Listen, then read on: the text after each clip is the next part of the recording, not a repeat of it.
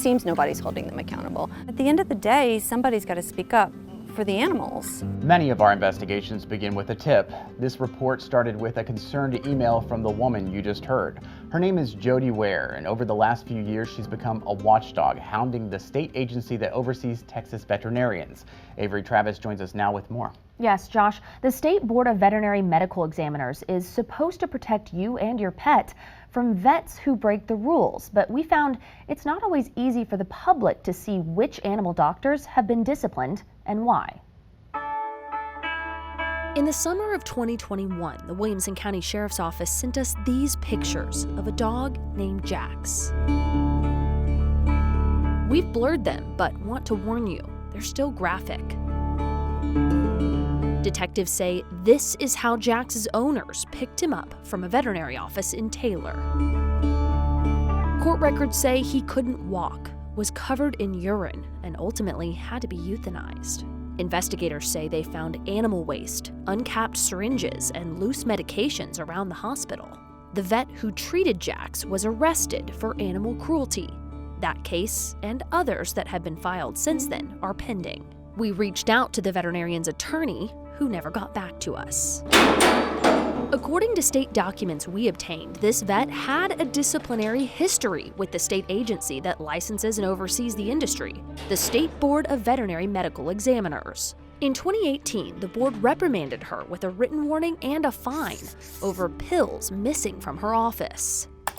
After her arrest, we went to search her name on the Vet Board's online licensee search. It's a tool meant to make it easier on you to search for a vet's disciplinary history. But when we searched this vet's name, it showed a clean record.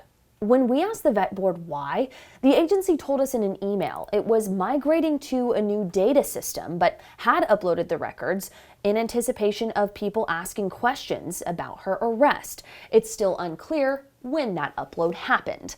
But months later, we searched her name on the tool again after learning she had been suspended in relation to Jax's death. And again, that record did not show up on the tool. Oh, it's so frustrating. Jody Ware has been tracking cases, disciplinary actions, and agency data for 6 years. She says she often has to file public information requests to get records that are not on the lookup tool.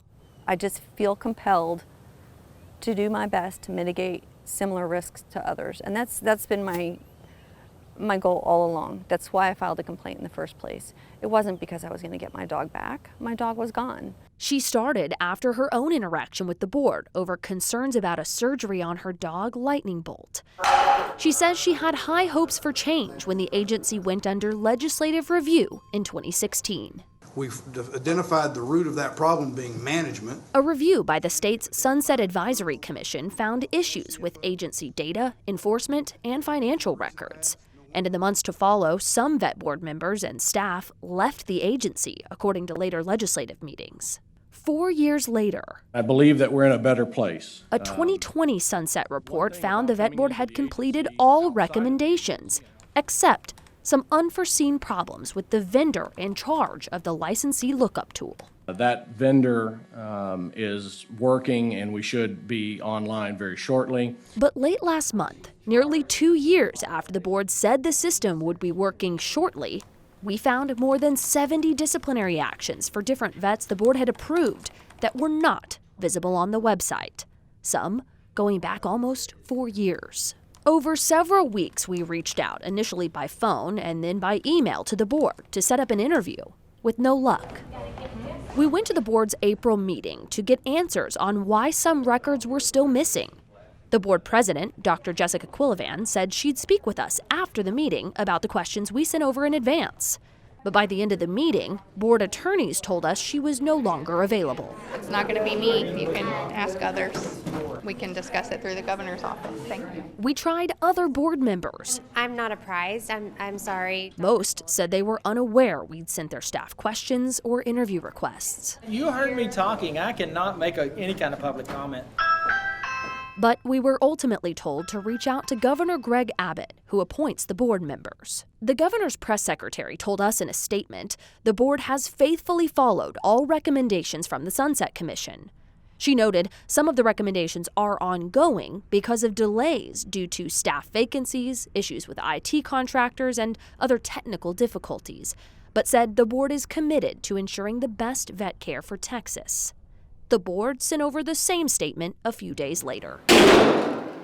An attorney for the board did tell us in an email all disciplinary orders should be online, but a few other outstanding data management tasks will be complete before the Sunset Advisory Commission takes another look later on this year.